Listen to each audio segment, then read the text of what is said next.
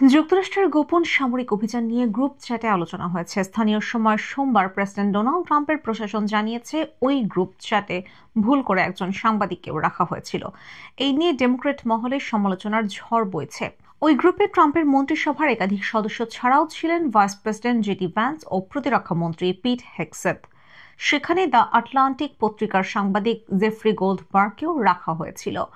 Jeffrey Goldberg লিখেছেন, আমার সন্দেহ ছিল এই টেক্সট গ্রুপটা আসল হতেই পারে না, কারণ আমি ভাবতে পারিনি জাতীয় সুরক্ষার বিষয়টি নিয়ে মার্কিন নেতৃত্ব সিগন্যালের মাধ্যমে কথা বলবেন, পরবর্তী সামরিক পরিকল্পনার কথা জানাবেন। গ্রুপ চ্যাটে ইয়েমেনে হুতিদের ওপর বিমান হামলার বিষয়টি নিয়ে আলোচনা হয়।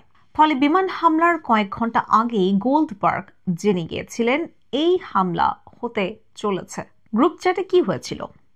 15 মার্চ ইয়েমেনের হুথি বিদ্রোহীদের ওপর আক্রমণ চালায় যুক্তরাষ্ট্র। এর কয়েক ঘন্টা আগে গোল্ডবার্গ গ্রুপে বিমান হামলার বিষয়টি জানতে পারেন।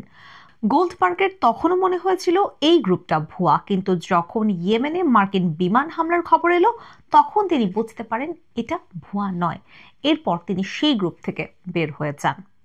সোমবার জাতীয় নিরাপত্তা উপদেষ্টা পরিষদের মুখপাত্র ব্রিন হিউজেস বার্তা সংস্থা এএফপিকে বলেছেন, গ্রুপের থ্রেড দেখে মনে হচ্ছে এটা ঠিক গ্রুপ।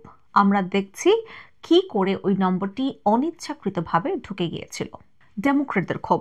ওই চ্যাট গ্রুপে আটলান্টিকের সাংবাদিক কিভাবে এলেন তা নিয়ে অনেক প্রশ্ন উঠেছে। তবে এই বিষয়ে ডোনাল্ড ট্রাম্প বলেছেন, আমি কিছুই জানি না।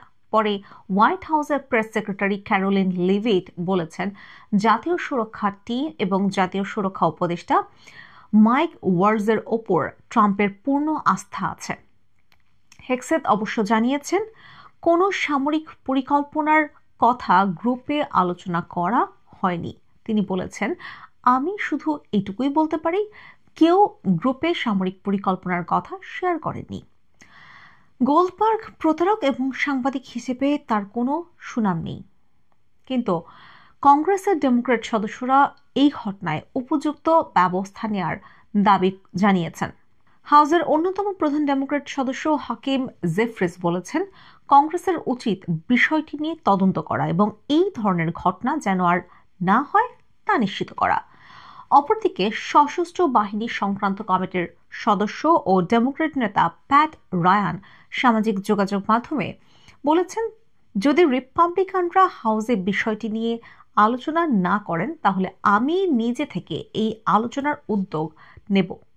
সেনেটর এলিজাবেথ ওয়ারেন বলেছেন, এটা চরম বেআইনি ও ভয়ঙ্কর ঘটনা। এটা বিশ্বাস করা যাচ্ছে না যে কোনো মানুষকে গ্রুপে ঢোকানো হয়েছে।